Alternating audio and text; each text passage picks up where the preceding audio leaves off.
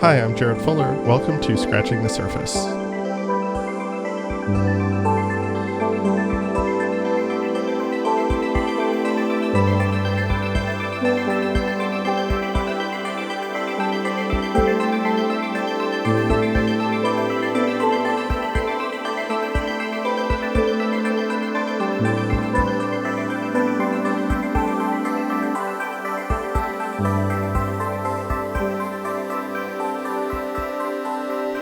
I've been thinking a lot over the last few years about the limits of defining design as problem solving. This is a thing that we hear a lot, that design is a type of problem solving. But I'm curious about when you frame something as a form of problem solving, it implicitly encourages a designer to think of every problem in the world as one that can be solved with design. Or perhaps more accurately, it subtly reframes every problem into a design problem, which is to say designers want to make something, a cleaner interface, a greener building, a low carbon website, a recycled poster. Those things, of course, are not inherently bad or wrong, but they can distract sometimes, I think, from the problem behind the problem. I sometimes think that when designers engage with many of the biggest challenges facing our world today, from the fragility of democracy to the ever-present climate crisis, the problems they frame and the solutions they find are often mere band-aids, patches that might cover up or in some cases even help preserve the larger societal or cultural systems that are in place. This tension between where designers tend to direct their gaze and where they can actually have the most impact became very clear to me while reading this really fascinating book called Flourish, Design Paradigms for Our Planetary Emergency. It was written by Sarah Ichioka and Michael Pawlyn and came out a couple years ago.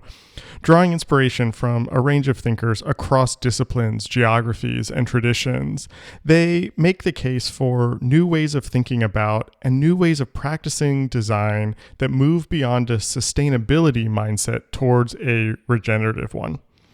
Operating at both the systems change level and the local collective level, I found the book bursting with ideas and insights. So I invited Sarah on the show to talk through some of them and how they manifest themselves in her work more generally. Sarah Ichioka is an urbanist, strategist, curator, and writer. She's the founder of Desire Lines, a cross-disciplinary studio that helps places, communities, and organizations chart paths towards thriving futures. Currently based in Singapore, she previously was the director of the Architectural Foundation in London and the co-director of the London Festival of Architecture. In this conversation, we talk about the ideas in Flourish, specifically this idea that many of the problems facing our planet are cultural, political, and social, as opposed to technological. And what does that mean for designers? We also talk about Desire Lines and the shape her work takes to put these ideas into practice to move from strategy to action, as well as how working across cities and locations and geographies has shaped her understanding of urbanism and her understanding of what makes cities work. If you like this show and what we do here, you can support our work by joining our Substack. We have a monthly newsletter that is free to all, as well as a paid tier that gets you a bonus interview each month and helps keep this show free for everyone all the time. Our paying subscribers truly enable us to do this work and keep the show going. So if you want more of this in the world, please consider signing up and supporting our work over on Substack. Thank you, as always, for listening. And here is my conversation with Sarah Ichioka.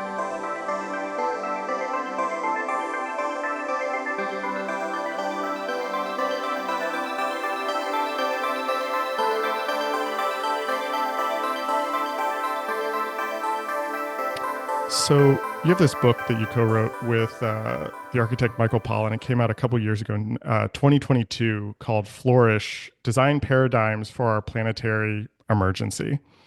And this book is structured around 5 paradigm shifts that you want to see as it relates to planetary health and the built environment. And those are possibilism, coevolutionist nature, longer now, symbiogenesis, and planetary health.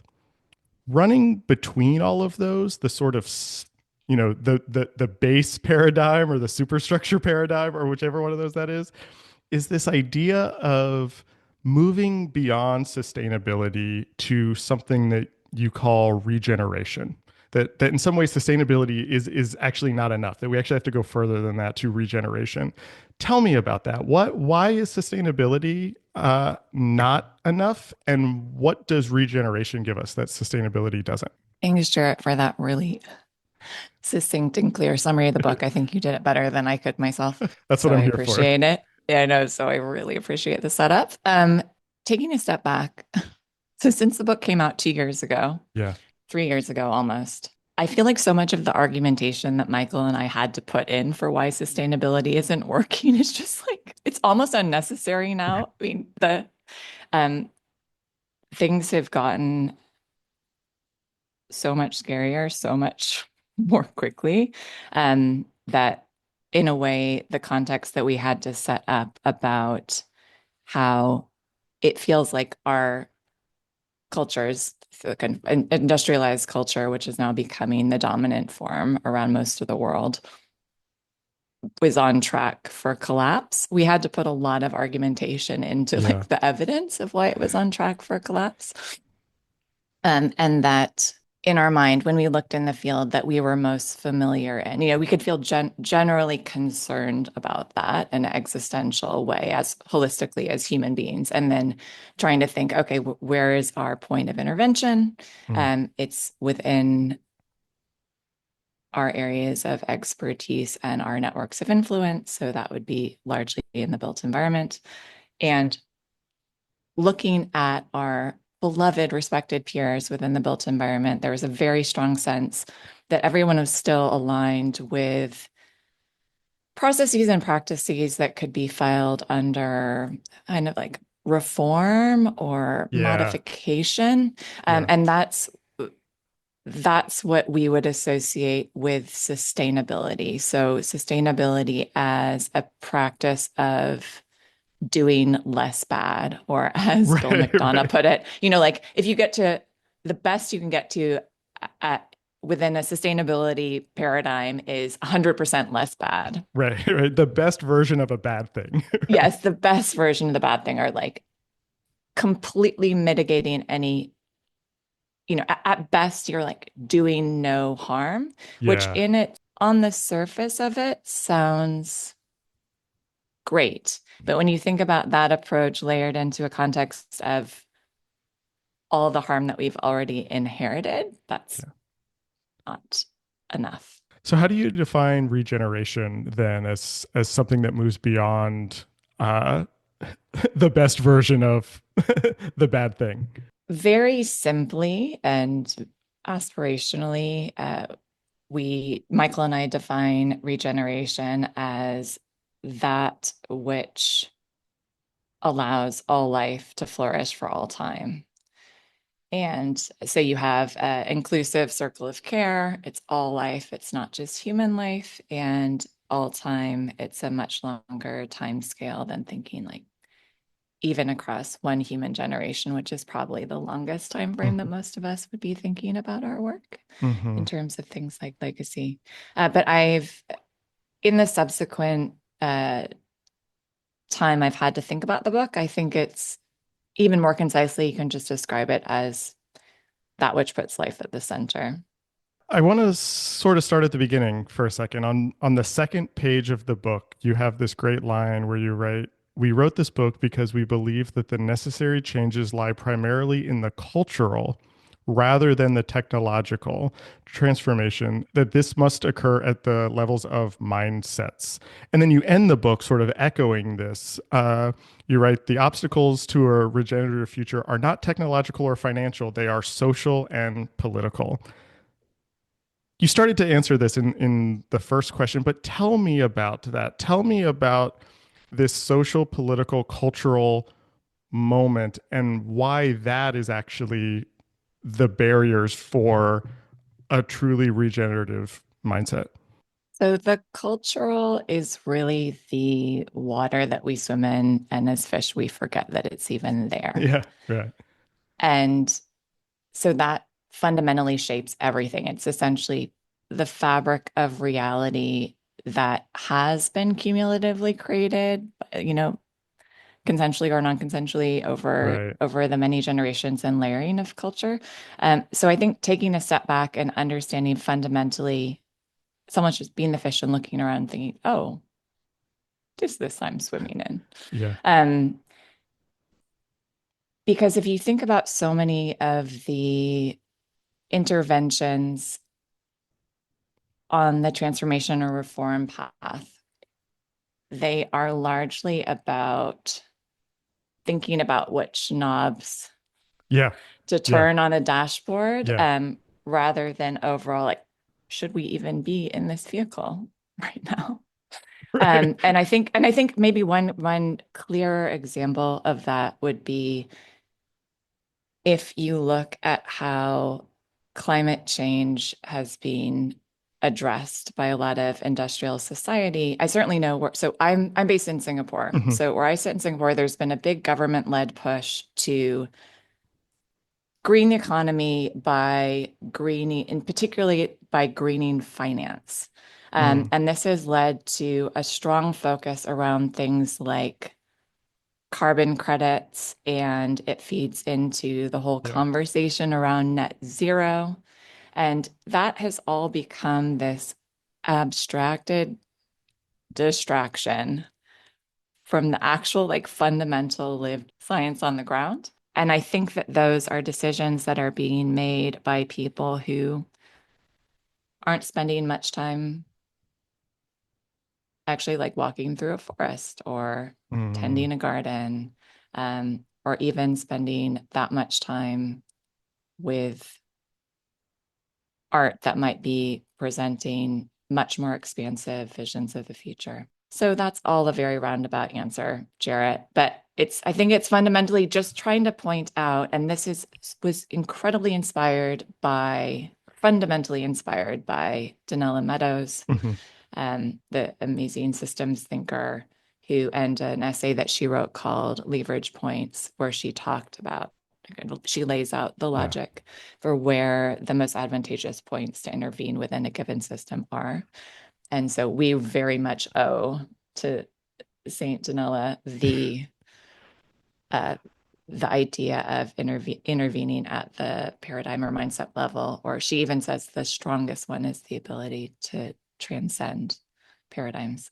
Yeah, I love that you brought up this essay because this is exactly what my next question was going to be about. I wanted to try to connect I wanted to try to connect a couple things, and I'm hoping I can frame this into a question for you, Sarah, because I'm really fascinated by this idea that this planetary emergency that we are in, uh, that all the technology is there, all the resources are there. This is fundamentally a storytelling problem, that we haven't figured out how to change minds, how to get people on board in some way. I'm oversimplifying, but you know what I mean. There's this kind of cultural paradigm, to use your word, that we have to get through. And I was unfamiliar with Danella Meadows until reading your book, and I'm fascinated by these leverage points that she talks about, and this idea of changing a mindset or a paradigm, which is a more impactful way to impact a system than these lower levels, which are things she says like negative feedback loops or information flows or the rules of the system. And I was thinking about all of this in the context of design and in the context of designers. And I'm I'm thinking about how design is often defined as a type of problem solving. And I wonder if defining design in that way actually limits the scale of the leverage point that it's on. It actually keeps it at the lower one because it's trying to solve these immediate problems. But if we change this, and this is something I got from Dan Hill, who I know you interviewed also, thinking about design less as problem solving, more as a cultural invention, that is a way for designers to think about the mindset or the paradigm change. It's not just uh, building a greener building in that context or printing on recycled paper. those things are good, but those are lower. And so I guess the question that I'm getting at is, how do you see this idea of leverage points, of the paradigm shift? How does that change the role of the designer, or how can designers change how they think about what their work is in response to this crisis? That is such an important question, Jarrett. I think the challenge with a problem-solving approach is that it already to me implies that the designer is accepting a brief. You're kind of Mm, receiving a brief mm, and problem, at least as we usually would conceive it within a design brief, it's like the problem to be solved is almost always a symptom. right. So if we were to think about design as a process of curiosity, for example. I mean, that's a Hmm. thread that I really enjoy that seems to run through this podcast for you. It's just the general, Yeah. well-informed, enthusiastic, real curiosity. Or if we were to think about design as a as invitation or design as convening. I'd say a lot of the way we Mm, run our projects at my firm, Desire Lines, there is that aspect of convening to it. So I love that you've posed that question. I'd love to spend a little bit more time with clarifying by what we mean when we talk about paradigms yeah. and what we mean when we talk about the need for a cultural shift. Because I see, and we could unwittingly have been part of this trend, but I certainly see like endless calls for better storytelling. And I want to be clear that actually, although of course, creatives broadly, storytelling is one of our great strengths, I would say, and we should embrace that. Fundamentally, my understanding is not just that we need better storytelling, but do, we need to get better at story finding Mm, and story embodying mm-hmm. and kind of story living. So there is an acting into aspect of it that's incredibly important, at least in Yeah. Michael's and my theory of change. Yeah. And that's why it was really important. So there's, the maybe a way in how I understand the way you think about the world, Jarrett. A lot of how I think about the world is a sort of curiosity combined with a desire to integrate. So, Mm, um, bringing together lots and lots of disparate references and thoughts and like right. thinking Right.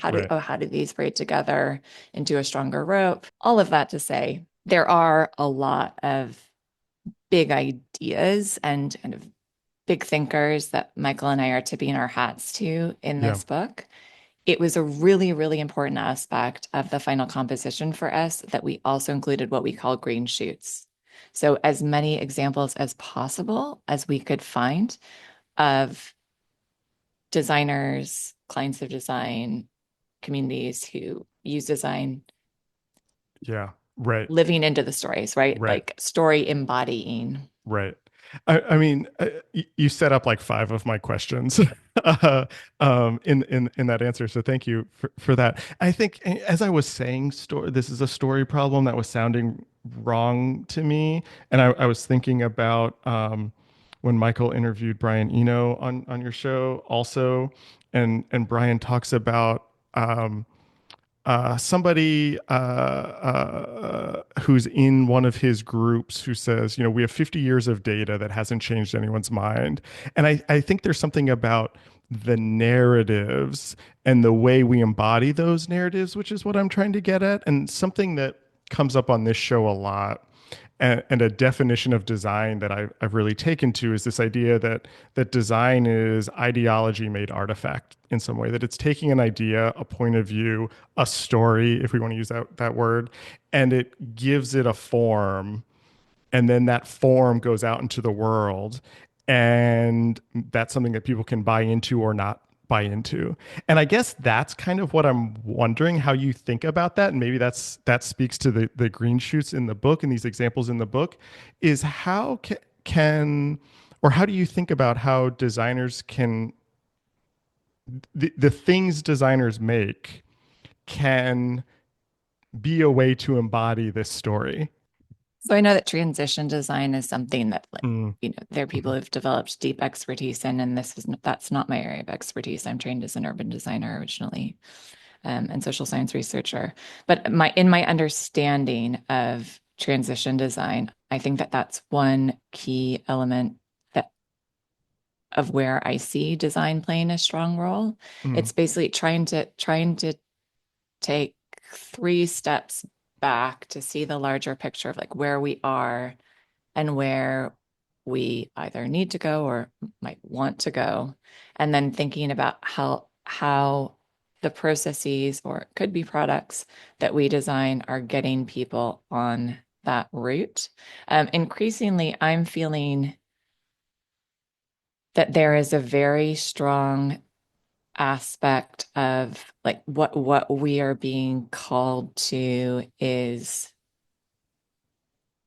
both as designers to sharpen our ability to discern, mm, and also to think about the things that we design. How do the things that we design help those we are in service to discern?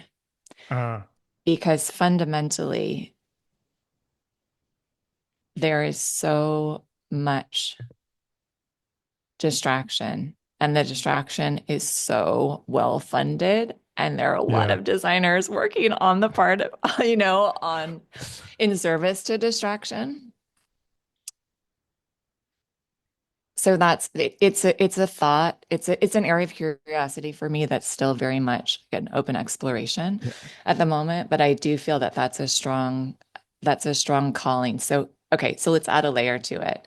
So it's storytelling fundamentally. That's really that should be easy for us, right? That's a core part of our training is the storytelling, but also story finding. So that gets into the themes of design research. I know you've explored on other episodes, and then the story embodying. Hmm. So how do the processes or products that we're designing actually like enable this living into the living future that Yeah. we're hoping for? But then also now there's like, for me, again, emerging point of curiosity, but what do we have to wrap around that's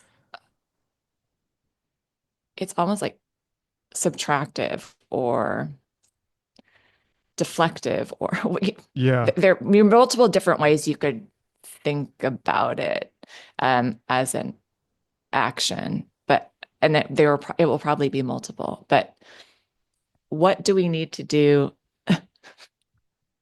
to also Yeah. help us focus, right? And the people we're in service to really focus on living into this desired future. Something that I loved about the book is how interdisciplinary it was, how you were pulling from thinking from a range of thinkers in a range of disciplines throughout history. I think this is very obvious in the podcast, also just the range of thought there. And I'm thinking about that in relationship to thinking about leverage points and this idea of the best way to insert yourself into a system is at the level of the mindset or the paradigm. I'm thinking about that with all of these disciplines working together. And I think sometimes, and especially on like a show like this with two designers, it gets really easy to think about this solely as a design thing, as designers are the only ones who are thinking about this. And I think what you show in the book is that that can't be true. We can't that this can't just be designers, nor probably should it just be. I don't think designers should think that they own this. But that raises the question of, okay, great. Let's let's insert ourselves at the mindset level, the paradigm level, but we are in collaboration with thinkers, sociologists, economists, politicians. How do you think about, more specifically, how designers figure out what their role is within the system, within all of these other disciplines? Um, how do you think about how designers, architects, those of us in working in the built environment, how we insert ourselves into a set of other disciplines? What do we bring, I guess, and how do we figure out how what we bring can collaborate with everyone else? Mm-hmm. Because I think that can, sorry, just for like a preface, I think that can be really hard. And I see this with students a lot too, where they are really interested in these big societal problems, or cultural issues or political issues, and they go in thinking, I'm a designer, and they kind of try to do it all, and then they get into it and they realize that there's all these other people from these other fields who are working on these things, and then they're like, well, how does what I do complement this? um, and I always find that hard to kind of negotiate where you come in, and what you can do and what you can bring. So you're a design educator, so you'll have a clear view of this. But sometimes I have a feeling that in certain design disciplines, I think I'd probably say architecture is the strongest one for me. I sometimes feel that it would free up so much energy for folks if they diverted it from this like boundary, Yeah, defensive yeah, yeah. boundaries Of a little, course. Yeah. so, and the idea of a singular role, or that all that one is bringing Uh-huh. to a conversation is one's like very specific training, technical training. So I'm not sure if that's a way of me avoiding answering the question directly, but I think fundamentally, because so if I think about my own practices, work at Desire Lines, we're a really small core team, very intentionally, so that it opens up or kind of requires us Hmm. for almost every new project to draw together a constellation of others, whose skills and experience is complementary to ours. And there's something in that requires us to have a flexible understanding of what it is we might bring to a Yeah. specific opportunity or challenge. Um, I do think I'm dancing around the answer to this question, Well, my Jarrett, but I maybe just say, like, I guess I probably, by nature of my like background, training, lived experience, have such a strong bias to yeah. cross-disciplinarity that I can sometimes feel myself being a little bit ungenerously impatient with the conversations around, like, but what do I do versus what you do? But tell me more from like your experience, what how this is important. I am obviously 100% in agreement with this. I'm so tired of disciplinary boundaries, and I'm very much encouraging of that in my students. But I do think that I think what I'm getting at is I'm very leery of this idea that I call like the designer savior complex, that the designer can kind of come in and solve any problem, that every problem is a design problem, that if you just like sprinkle some design on stuff, that everything will be better. And Oh, hardcore agree on that. yeah, Yeah, we definitely agree on that. and so Yeah. I guess I'm interested in that balance between where design is colonizing? Where does it start taking over? How do we make sure that it doesn't take over real expertise because, we're training designers to be problem solvers and make it more democratizing, where design can go in and, help and assist, sort of like how you find your place, not as a discipline but more as an area of expertise. And maybe this connects to this idea of the conductor designer that you talk about in the book too, which I found really fascinating. So maybe talk about that and how maybe that connects to this.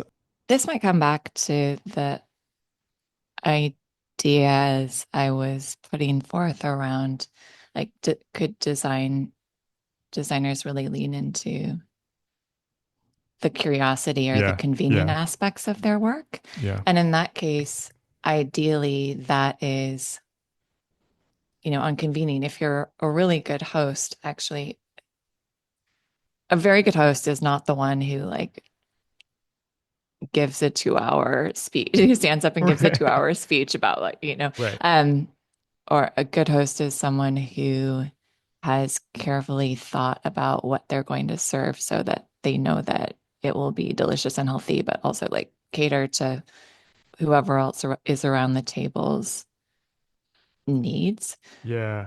And so maybe there's that convening aspect where you can have really great influence, but it's by invitation or with a curiosity. Yeah. It's you're really helping to draw out someone else's expertise and then think about how that expertise can be choreographed well with Mm-hmm. others' expertise on a project. Yeah. I'm thinking about, multidisciplinary teams that might be brought into a larger urban project. The architect as conductor, yeah, was an example of maybe saying that's like a very highly curated form of hosting and Yeah. convening. I, having had more time to reflect, um, several years since the book's publication, that is one area I haven't had a chance to compare notes with Michael about this. This is speaking Okay. purely on Okay. my behalf. Yeah. I think the architect as conductor, I think it's a really beautiful image, but I don't think that every designer does need to be a conductor, Right. right? Because Right. there is still a strong level of implied control that Right. everyone will follow your lead, which we know, right? Human nature. Right. It also implies a certain grand scale of a project. Yes. Yeah. So I think it's a beautiful image and one that I still think might be relevant for certain contexts and certain kind of designers, but that there's also room for more of the scout who's really curious Yeah. or the host model who's convening um, Yeah. convening others. I think that's really well said. I don't think I realized that my question was really about ego until you started talking about that. But I think that Oh really was. yes, I think let's that talk was about kind of. ego. I think that was kind of what I How's your was. ego today? Yeah, it's the end of the day for me. It's gone. Let's talk about desire lines though, because I think it's important to kind of acknowledge that you're approaching this not just as a writer, not just as a theorist, not just as a convener of ideas, but you're actually kind of doing this work day to day. And so, Desire Lines, you call it a strategic consultancy for environmental, cultural, and social impact organizations and initiatives. You started to talk about the work a little more, but I'm wondering if you could kind of just give me a kind of high level um, idea about how Desire Lines is structured. What does your work actually look like? Um, for lack of a better question, what do you do? Uh, Talk to me about kind of how all of these ideas that we've been talking about, how do you actually put these into practice with Desire Lines? Oh, it's super easy. And we've got a portfolio of projects that are all perfectly regenerative. So no worries there. Desire Lane is a landscape term of a path that has not been designed for formally, but that we can begin to see emerging through how the space is inhabited. So the most literal form of this would be if you think about a lawn viewed from the second or third story of a building, how you can see a path that Mhm. begins to be trodden through the turf by people taking a shortcut. And I think for me, that's a very, and for the team, it's a powerful metaphor to think about how we as designers can try to understand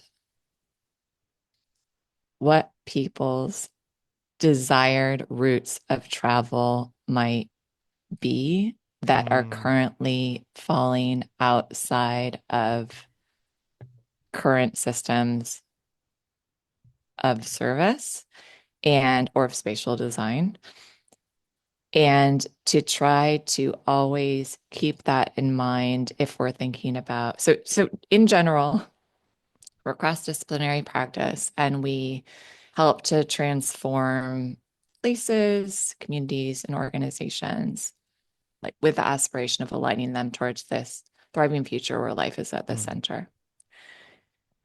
And I think if we go back earlier in our conversation about how the transformation, or at least in my theory of change shared with Michael, that the transformation is not about more technical prowess, but it's right. actually about cultural transformation. We've ended up working in a very embedded way, or at least in our most successful projects. In Okay. our most successful projects, we are able as a small team to spend so much more time than is commercially advisable with our clients, really getting to understand the culture of how they operate, and also with our collaborators, like spending a lot of time with our collaborators to try to understand more of that.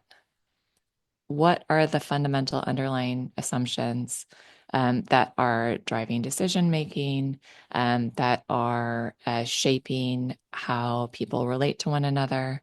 And so a lot of have to be really careful with use of the word ecosystem. I was talking to a service designer the other day, and we were agreeing that ecosystem is such a beautiful word, but it's been so abused in business speak, Yeah, right? yeah.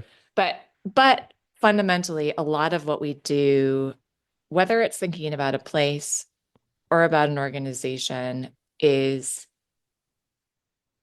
helping the client to think about themselves in relation. And when I was thinking through the paradigms from Flourish, the five mindset Yeah. shifts in Flourish that we need to live into, and which ones I can most clearly see that through line from that thinking to how our practice is currently structured, is I would say that the moving from a competitive mindset to a Yeah. symbiogenetic, or one of like full co-creative convening collaboration. The whole is greater than the sum of its parts. We're stronger together, Yep. whatever Yep. cliche you want to apply to it. Yep. That thread is very, very present in all of our work. And I Okay. think also, and so that could be, for example, advising the transformation of nonprofits, um, or thinking about the development strategy for a private client in India who's regenerating a large piece Okay. of land. So, and then the other one would be how. So I think it's amazing how coming. I don't know if you have this with your clients. It might not be as relevant in the graphic design sphere, but certainly with organizations, and very often with architecture or specific the development of a district or the development of a new building or redevelopment, so much thinking is framed around comparison and competition. Mm, mm-hmm, Still, it's like, mm-hmm, what mm-hmm. is our positioning? What are Yeah. our I mean, that's competitors doing? branding. Yeah, that's very my world. Yes. Yes. Yeah. Um, and trying to spend time to really sit with that and say, like, especially because we're lucky, most of our clients are at least aspirationally aligned with this Yeah. orientation towards the thriving future. If that's the objective, do you really want to think about you know, do you really want to think about the other NGO who's also working towards decarbonizing the built environment as your competitor? Like, actually, Yeah. where are the key areas of overlap where you can lobby together, or where might you share resources, for example, or where I might, see. yeah, I'd say that's a core thread that runs through. Okay. So I'm going to ask you a really dumb question. And I don't want to spend too much time on this, but I just think for clarification purposes, and I'm sorry I don't have a better word for this. So hopefully you'll understand. What are your deliverables? How do you give something tangible, and you can use tangible in as wide and abstract a way as you want, to these organizations so they have something to run with after your relationship is over? You know, Mm. what does that sort of exchange look like, I guess, is what I'm curious about. Mm. So our work takes different forms depending on the context and the need arising. And one of the key things that, at least aspirationally, um, like our best projects are the ones in which we are involved in helping the client write the brief for us Okay. fundamentally, so that we usually have a very, very long discovery process. And this ties back into our preferred working method of being embedded with clients, that operational aspect that you've highlighted is so important because it can be so frustrating as a consultant. You have Yeah. you have all of these brilliant ideas, and then they end up not being used. And I Right. think we need to really own our agency in that, right? Something can be a brilliant idea and it can be completely aligned with a flourishing future, but if it's not going to be adopted, then we have to understand the limits of our powers for sure. Yeah. But if it's not adopted, at least in some form, I think we have to own that as a failure and not look to allocate blame too much to other Mm-hmm. Mm-hmm. circumstances, right? So the we will hand over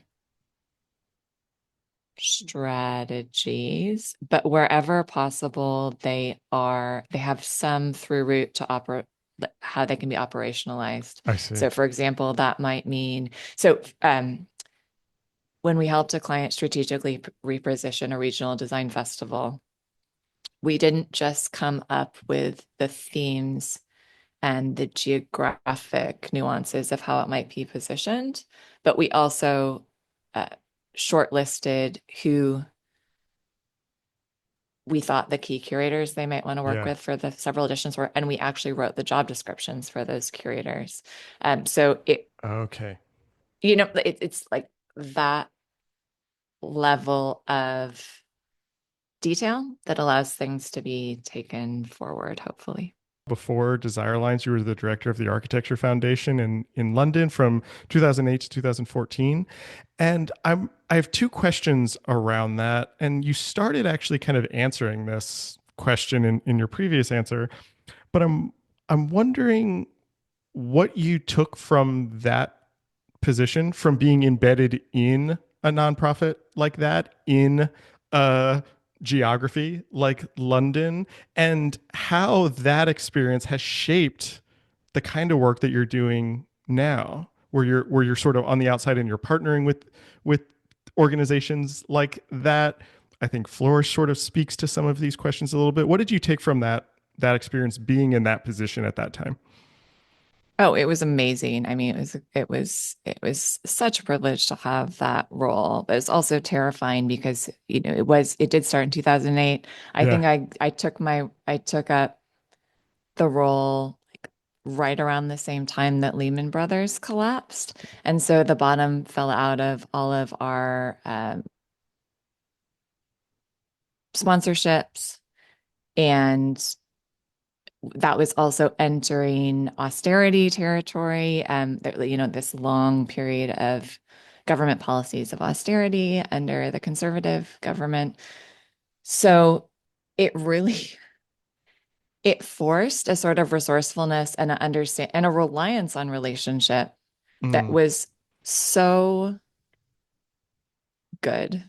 I think if you have an enormous, unrestricted budget, um, and you get to be queen of the hill, you might get to do some glorious things, but it doesn't actually require you to establish yourself and negotiate a relationship with others and mm, to find points of common interest that you can move towards. So almost everything that we did at the AF was in partnership in the most, and sometimes partnership's really hard, but anything from working on public realm transformations in concert with business improvement districts through to all of our public program, which was delivered often with much larger cultural organizations, yeah. collaborating with organizations like Tate Modern or Barbican who Yeah. have these beautiful venues, huge audiences, but really valued the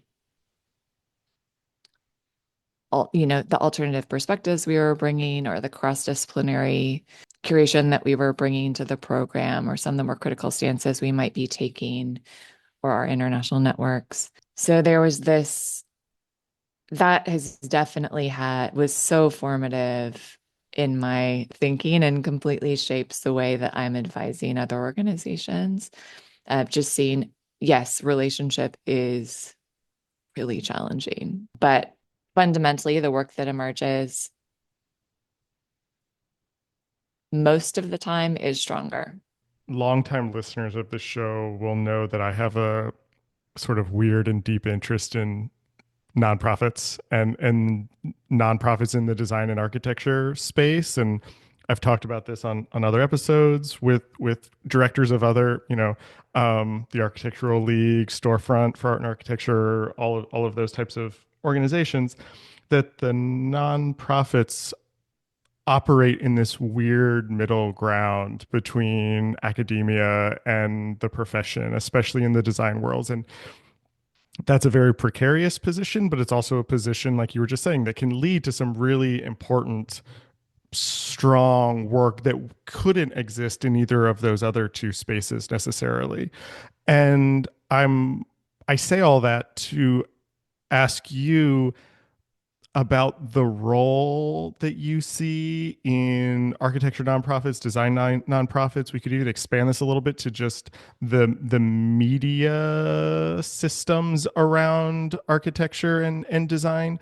What role they play in this mindset shift that we've been talking about.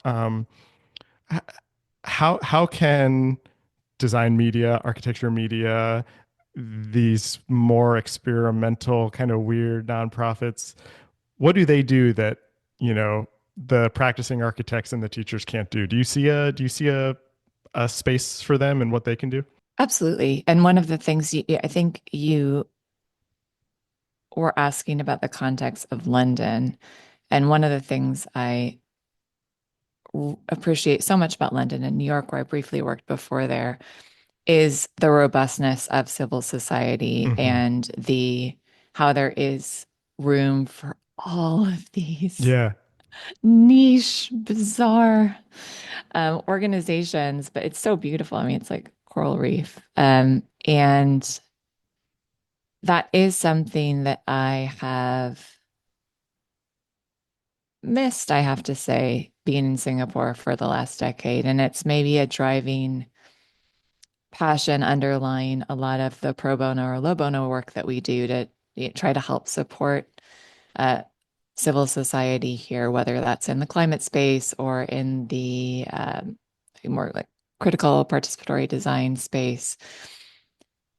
because these smaller organizations do play such an important role. Hmm. And we can use the ecosystem word again, but more as a, trying to learn from nature and the fact that in healthy, thriving, real ecosystems, you have so many different forms of life all interacting. And so, what would to your question about what role these organizations play, I think there's the ability to be agile, not be so tied down by administrative processes that you might get within these larger creatures like academia, which might be so slow moving or so have such strong protocols attached to everything. Mm, And on the other hand, if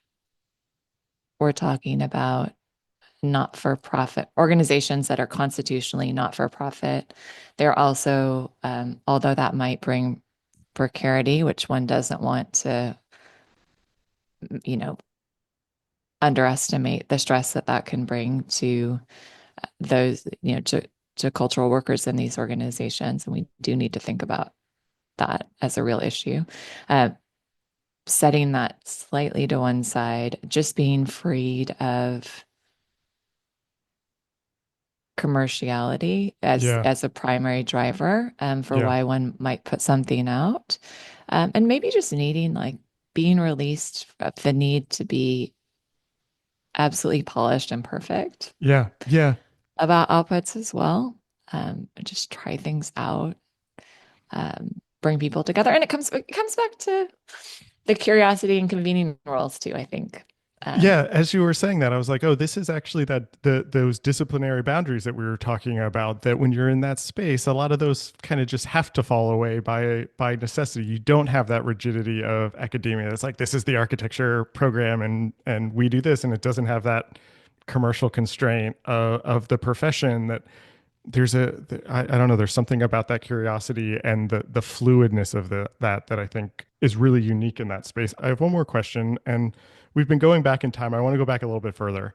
I want to go to Berkeley, California in the 90s. I want to go to Willard Junior High School when you're in eighth grade in Ms. James' class. And when she enters your class in a competition called Future City, where you were asked to, as eighth graders, envision what the perfect city would look like. And you and a partner named Anna worked together on this. You built a model. If I understand correctly, you pulled your first all-nighter when you were working on this project. And from what I gathered, you trace this moment to the beginning or a clarifying moment to all of this work that you've been doing since. And I'm curious if we can go back to that moment, if we can go back to Ms. James' class, if we can go back to Willard Junior High in Berkeley. Was there anything in that project? Was there anything in that perfect city that you were imagining that still guides your work today? Are there any parallels that you can draw over these last couple decades? I'm so grateful to have had my formative years in the East Bay, and born in Oakland, and then did most of my schooling in the Berkeley public school system. If we think about the cultural context and the water that we swim in, I didn't realize until I left for college how special in its kind of Uh, weirdness and embrace of creativity and multiculturalism that environment was. So, first of all, just gratitude to that cultural geography in that time. It was me. I mean, you're so good, Jarrett. Jarrett, you're so good at digging in the crates and finding the rare gems. Respect. Okay, this is hilarious, but I was going to say that the city that we built, which was called Aurora and was arranged in a like perfect star shape and had elevated like light rail mm, structuring all of it. was impossibly perfect and far too controlled and manicured to my taste. And then I just realized where I live right now, which is Singapore, which is kind of that city.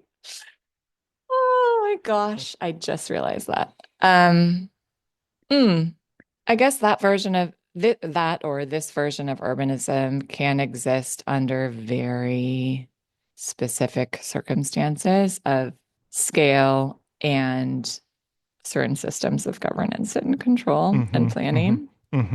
So actually, that's fascinating. I think the main point from that life experience was just understanding suddenly, like, oh, there's actually intention that goes into the design of the places that I move through, or how I get from home to school, or where my food comes from in relation to where I live. And that it was just that unlocking of the imaginative potential that, oh, these things can be done with thought, or they can be done with care. They can be done with intention. They don't have to just happen. And the things that I like about my city might have been a decision that someone took, which should, to us as mid-career professionals probably seems like the most obvious thing, but for a middle schooler, it seemed like this very exciting revelation. Sarah, your book is called Flourish, Design Paradigms for a Planetary Emergency. You wrote it with Michael Pawlyn, and I think it gives us a toolkit. It gives us a path to build these cities that you're talking about. I loved reading this book. I love listening to your podcast. I feel like I got so much out of it. I feel like we could keep talking for another hour easily, but thank you so much for being on the podcast and for this really wonderful conversation. Pleasure. Thanks, Jarrett. That was my conversation with Sarah Ichioka. It was recorded on April 23rd, 2025. Our theme music is by Jeremiah Chute. The show is funded thanks to the generosity of listeners like you. If you like what we are doing here, I hope you consider supporting us and get some bonus content each month. You can follow us across social media at Surface Podcast, and you can listen to all of our previous episodes wherever you get your podcasts and at our website, scratchingthesurface.fm. Thanks for listening.